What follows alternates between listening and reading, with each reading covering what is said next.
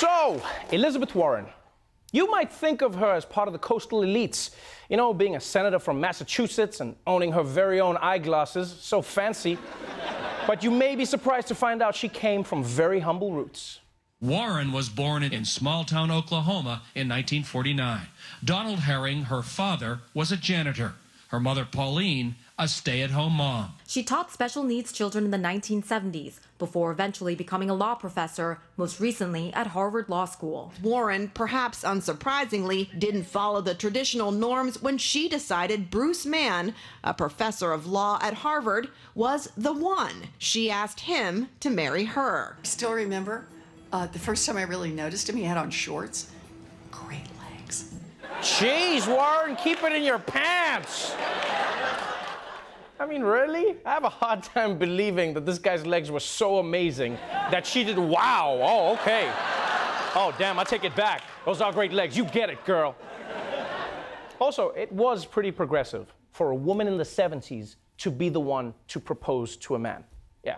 In fact, for all those ladies out there whose boyfriends are taking too long, yeah, you know what to do. Yeah, you know what to do. Go ask Elizabeth Warren's husband to marry you. Yeah. We were on the same page, right? Yeah.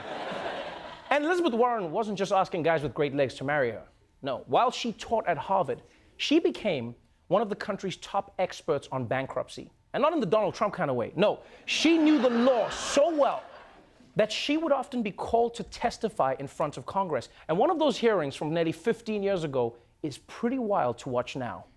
Joe Biden and Elizabeth Warren facing off more than a decade ago over a Biden-backed bill making it more difficult for people to file for bankruptcy. They have squeezed enough out of these families in interest and fees and payments that never paid down. Maybe we should talk about usury rates then. Maybe that's what we should be talking about, not bankruptcy. I'll be the first. Invite me. No, I know you will, but let's call a spade a spade. Senator, if you're not going to fix that problem, you can't take away the last shred of protection for these families. Okay. You're very good, Professor. I want to kill you right now. That's what that smile was. But you see, that's one of the reasons people like Elizabeth Warren so much. Because she's been fighting against the predatory practices of banks and credit card companies, and this was long before it was cool. Right? Unlike Joe Biden, who once upon a time was fighting for credit card companies, which has never been cool, like Crocs or taking your cousin to prom. And because of her efforts to take on corporate America, Warren became such a popular figure on the left that when she proposed creating a new federal agency to protect consumers, President Obama wanted her to lead it, but the GOP had other ideas. The CFPB is the brainchild of former Harvard law professor Elizabeth Warren. She first proposed creating the agency in 2007 as a way to better regulate mortgages, student loans, and other financial products. She was President Obama's pick to run the CFPB, but Republican senators on Capitol Hill refused to even consider confirming her. We're pretty unenthusiastic about the possibility of Elizabeth Warren. We're pretty unenthusiastic, frankly, about this new agency. Why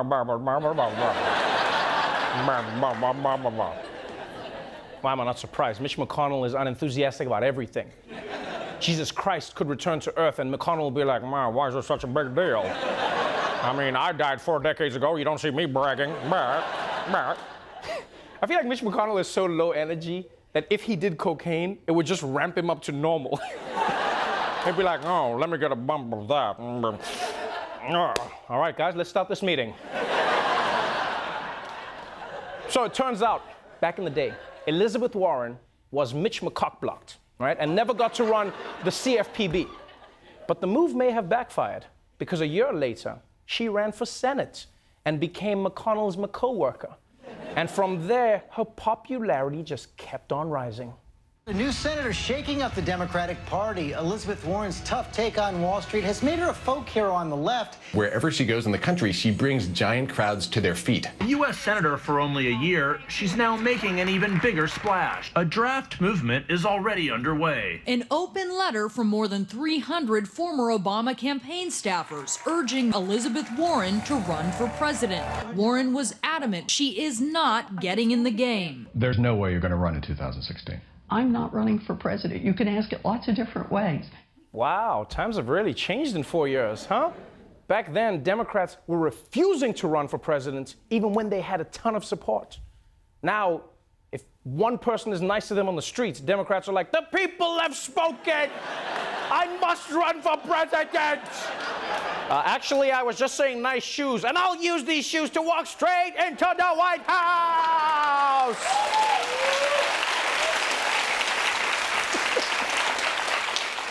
So Elizabeth Warren turned down the chance to run for president in 2016, a year many of you may have blocked from your memory. But now, she's making waves in the 2020 race, and incredibly, she's managed to stand out in this crowded field thanks to her unique strategy of having a plan.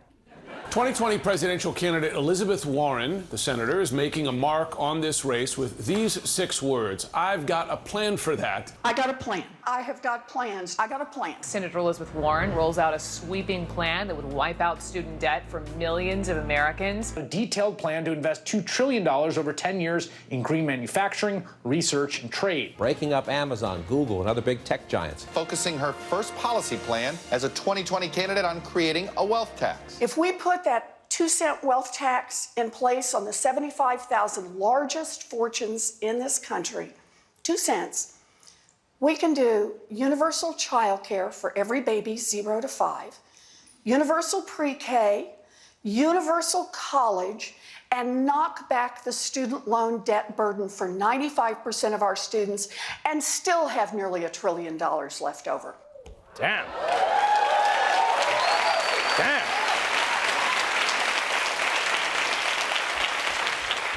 Elizabeth Warren has some really detailed, well-thought-out plans, which is great if she becomes president. The only downside is that's going to be one giant-ass hat. Yeah, can't run with that. It's going to up people's necks. Luckily, free healthcare, so it works. So that's Elizabeth Warren. 3rd place in the race, lots of detailed ideas, and a long history to back them up. And look, we still have a long way to go until the primaries, but for right now, it seems that much like her husband, this campaign has legs.